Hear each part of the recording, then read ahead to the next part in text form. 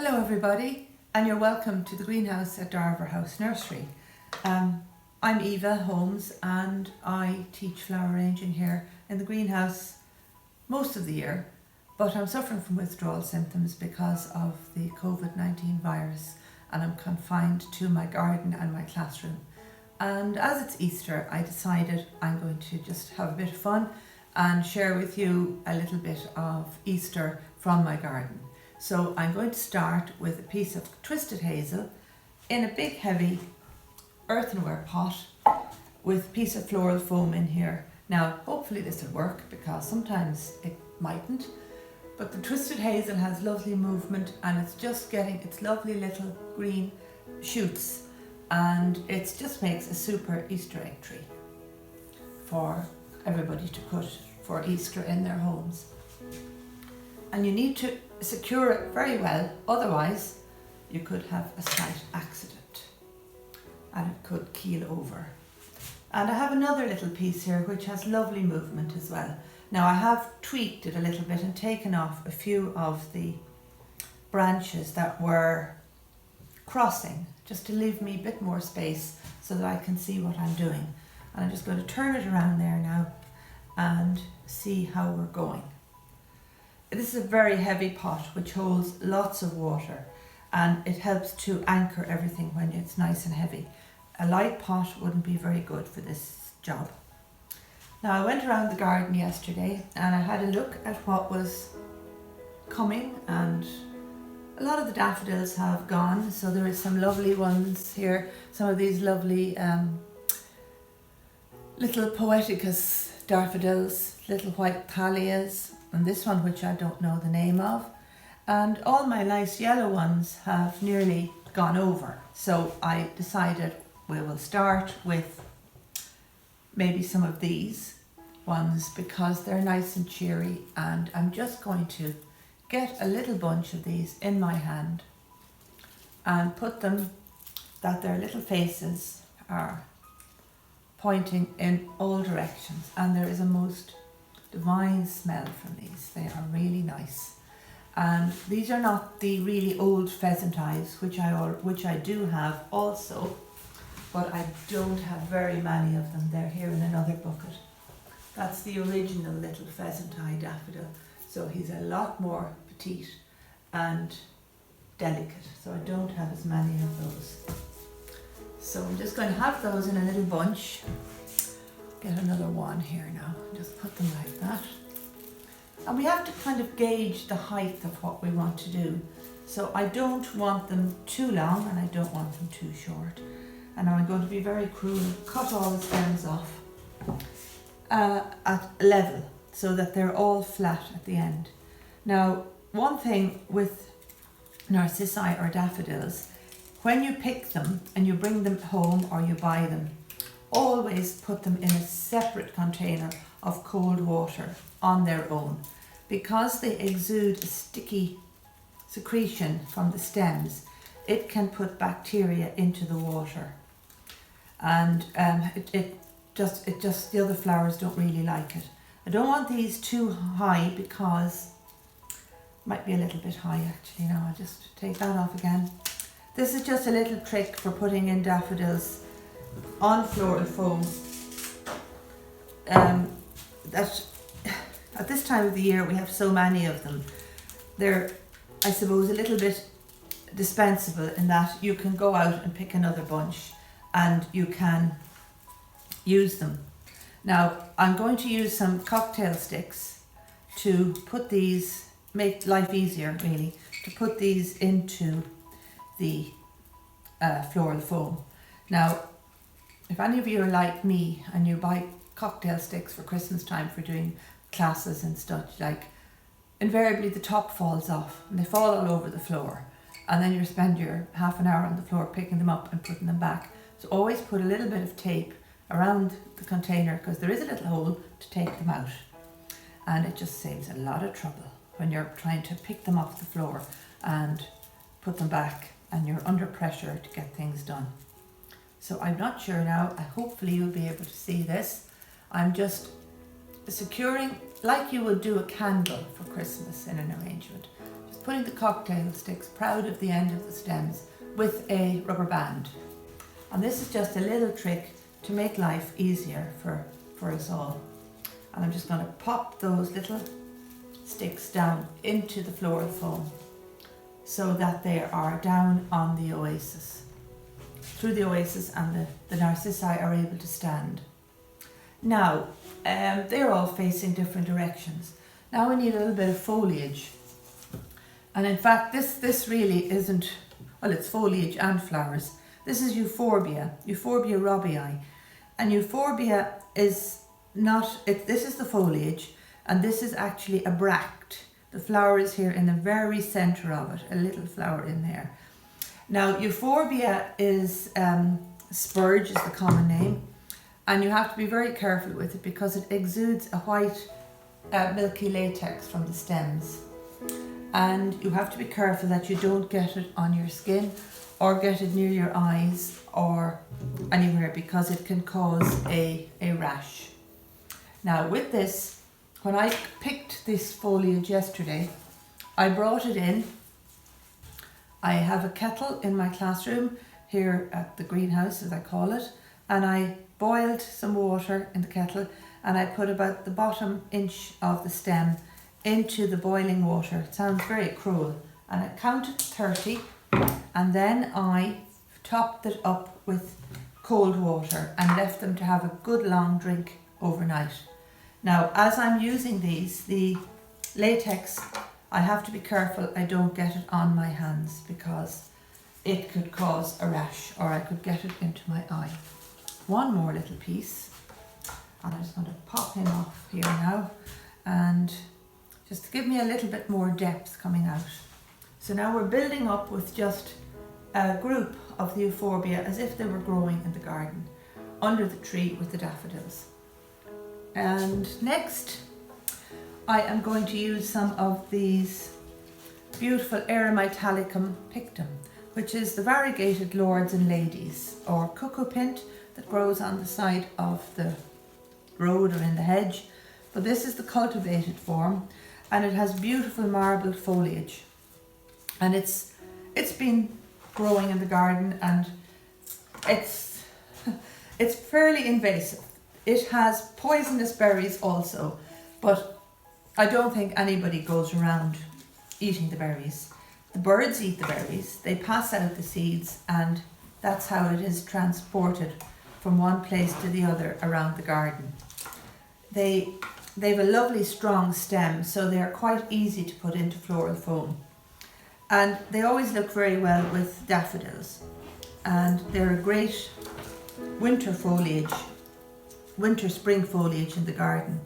I'm just after breaking that one, so we're going to have to pop him in the compost. I'm just going to put in another one down here, and I'll twirl this around now and then you can have a look. I'm just grouping these at the base. This is just for at home, for a bit of fun. And you don't have to use the twisty hazel that I'm using if you can't get one. You can use a nice apple branch or a piece of a sycamore branch with lichen on it, which would look very, very well. And you can make a permanent one in a container with a dry branch with some quick drying polyfiller or something like that. And it's something you could do with children this time of the year now. They're not going in now as I had anticipated, but so is life. These things happen. With plant material has its own ways of doing things. Floral foam is not, I suppose, looked on as well now as it used to be. I mean, it made flower arranging so easy for everybody, but we're trying to get away from using floral foam now, and if we can, it's best, I think, because the green foam is not that biodegradable. There is a biodegradable foam which I also use, but I haven't used it in this because I had already soaked a block of this green one, and I said, right, we'll use this today, not to be wasting it. Now, I've just popped in some of this lovely Ersymimum bulbs mauve, which is a perennial wallflower, and every garden should have these growing. And they are so simple to propagate from cuttings, and they flower from about, this is April, March all the way through. But they are short-lived in that you have to replace them every few years, because otherwise the plant gets very woody and it loses vigour, and it's not great growth on it and great flower. And I'm just turning this around now just to show you what we're at. And I'm just going to pop in little bits here at the back just to fill this in, because if you're placing this on a table where people can see it from the back, it wouldn't look very nice to have the back of it bare. So I'm going to pop in another one. I'm just pulling off, the old flowers are along the stem, so I'm just cleaning the stem with my hand. My fingers pulling them down along. I'm just bringing a line of those down through the front. It's as if they're growing in the garden. And we'll just pop that around there now and you can have a look. Okay. Now, who's next? I think I will put in some hyacinths. These are just hyacinths that I've had for many, many years from Christmas. You know, the prepared hyacinths you grow in a pot for Christmas colour. And once they're finished flowering, I always plant them out in the garden. And then they multiply and spread at their own rate whenever, you know, and they're just a thinner stem than the ones you would buy as a cut flower. And a little trick, a little kebab stick, I know it sounds very cruel also, it helps to anchor them in the oasis. But some of the stems can be quite thick, so we have to be careful how we put them in the floral foam, or it could go, whoopsie, and go in pieces. And if you're beginning flower arranging, and this you haven't done this before, that's the one thing that I find put me off when I started flower arranging a long, long time ago, was my oasis or floral foam going in pieces. It's very, very distressing, because you say, oh, I'll never learn how to do this. But you pick it up and you go again, and the next time you learn by your mistakes in life, and we all do that. Now, I'm just going to pop that around now with a little bit of pink coming in there. Now the back is quite boring looking there, so I have this beautiful Skimmia, Kew Green, a must for every flower arranger. Any Skimmias, I have so many of them growing, and I just love the scent, and the bees love it. I also keep bees, so I try to plant for flower arranging, for bees, and for just for the love of plants really, and the ones that I find useful. And as you become, as you move on in flower arranging, you learn the plants that are better for flower arranging and the ones that really you don't really need in your garden. And lime green is a wonderful colour. It links other colours together, so that's why I like using that Euporbia. Now I have a few more hyacinths here. I just have two big blue ones. No, don't know, not sure. Should have planned this a little bit better. Wait till we see, what else do we have? Oh, I have a lovely foliage here. This is another lovely plant. This is Arborea Albert's Gold, and it's just beginning to produce its flowers. It's what's called a tree heather, in that it doesn't grow like a small ground cover heather. It grows like it's a small shrub, and they come in lots of different types, but there's a lovely shape on that, and it's very nice for other styles, other designs you're doing also, and very useful. This design is, I suppose I would call it grouped at the base, and it just to use different textures and shapes to form a pleasing combination really of plant material. So now we'll put in those bits of the tree heather, and it's a nice lime green also, so it brings your eye across from the Euporbia. Now, what else do we have here? Just move those to one side, and we'll have a peep in this one. I also have over here some lovely Euporbia or Hellebores, the Lenten roses. Now they're super plants to have. Very, very, very, very collectible. People absolutely love Hellebores. And they're called a Lenten rose, so it's very apt at this time of the year that we have Hellebores.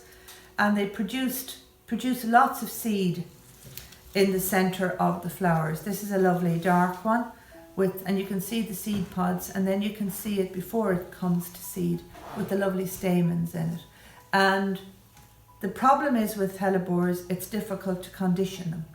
So you have again to do the same with the boiling water on the end of the stem, and it helps them to last a lot longer. Now these ones, once they go to seed like this, they last much longer in water. But they're the most beautiful flowers to lay in a bowl of water and just admire their little faces, because they tend to hang down and they come in a myriad of colours. And then this is a beautiful double one. But I'm afraid the double ones don't come from seed. They have to be divided. But they're like water lilies. They're absolutely beautiful. So I think I'll use some of the purple one just to bring the colour of the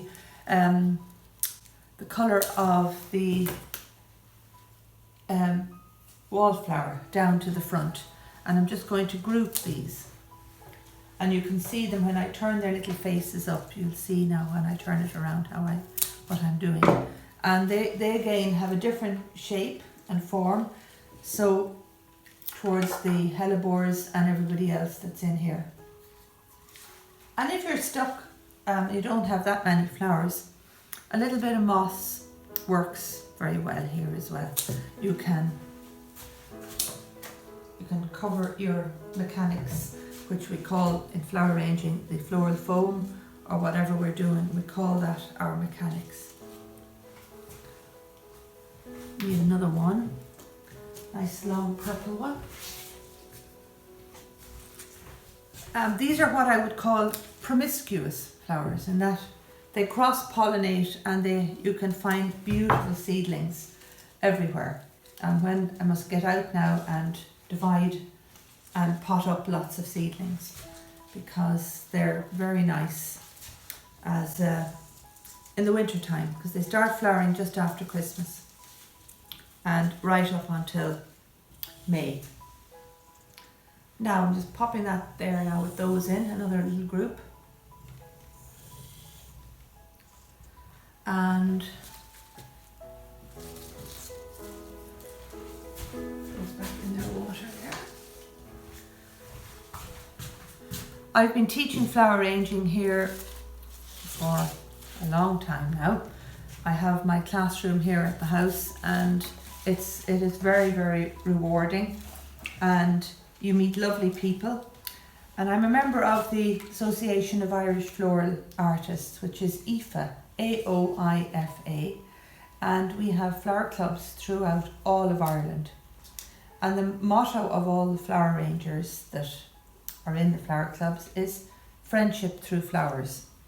And it's very true, because flowers give you a lift, and flowers always, you make lovely friends through flowers, and you get plants from flowers, and you remember those people by the flowers they give you and the plants they've given you. Now I've just put in a little group of ivy leaves there to camouflage the edge of that pot as well. But we have a very good flower club in Kilkenny, and we have a lot of members, and we do lots of lovely things and compete in shows and flower festivals, and our own club and we have outings, and it's just very, very nice sociable evening. Now, I just have a few more little white narcissi here. And this one is called Thalia. And it's an absolutely beautiful little narcissus. And it's a bit later than some of the other ones. And it's not as tall, it's just very little. So I'm just going to see will they fit in down here.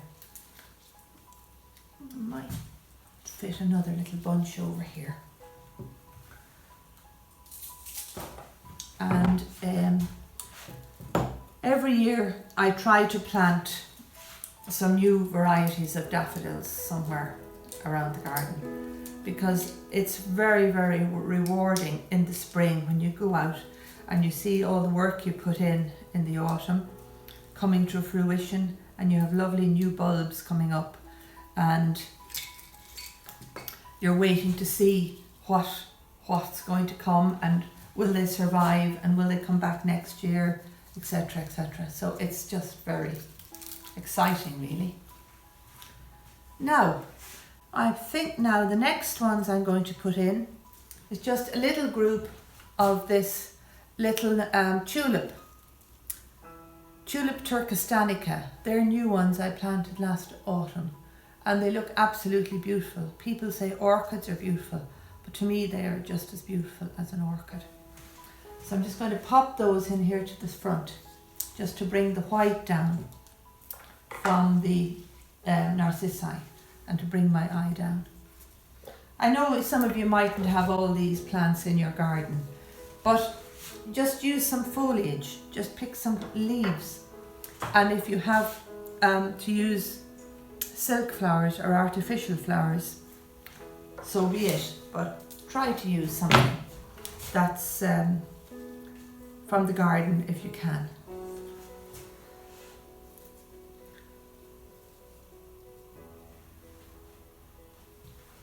Now let me just see, just to tweak that little lad over there a little bit of a space.